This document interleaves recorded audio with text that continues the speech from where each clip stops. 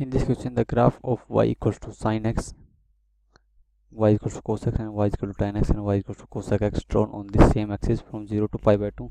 A vertical line is drawn through the point where the graph y equals to cos x and y equals to tan x crosses, intersecting the other two graphs at the point A and B. Then length of the line segment AB equals to. तो सबसे पहले हम coordinate axis draw करते हैं, and we have to firstly draw the graph of sin x from 0 to pi by 2. So firstly हम इसमें एक boundary condition pi by 2 में ड्रॉ कर लेते हैं. Boundary condition is pi by 2. So this one is the boundary condition. This point is 0 and this is at pi by 2. So sin graph ऐसे होगा 0 to pi by 2 के अंदर. Now and cos x कुछ ऐसा होगा, कुछ ऐसा. Okay, सो ये हो जाएगा 1 यहाँ पर.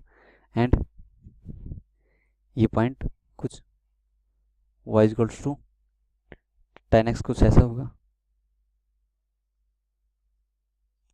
एंड cosec x, तो यहाँ पर एक लाइन ड्रेंगे. cosec x कैसे हो जाएगा, इनवर्स ऑफ दिस. तो ये हो जाएगा कुछ ऐसे.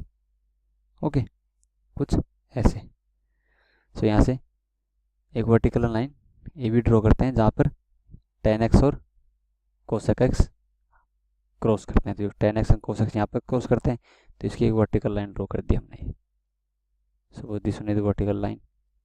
So this point is A, it cuts the point at cosec x at A, and B point is at the sin x graph. Now we have to find this distance AB, line segment AB की distance हमें find out करनी है. So AB क्या होगा, AB equals to this is sin x minus cosec x, sin x minus cosec x, which is equals to, ये हो जाएगा sin x minus cosec x is 1 upon sin x. तो यहाँ से एलसीएम क्या आ जाएगा हमारे पास sin x, तो हो जाएगा sin square x minus 1. Okay, तो इसको हम क्या ले सकते हैं, इसको cos स्क्वायर x. हमें मोड की वैल्यू चाहिए, नेगेटिव वैल्यू हम नहीं लेंगे. सो दिस इक्वल्स टू, इसको लिख सकते हैं हम cot x इंटू में cos cosec x. Now we know that at that point cosec x and tan x is equals at that point.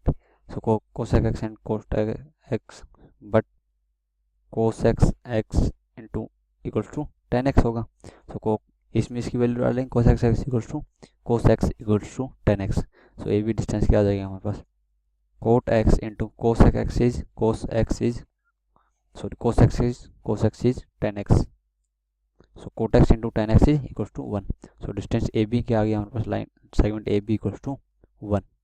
क्या आ गई, 1 value. So line segment AB equals to 1.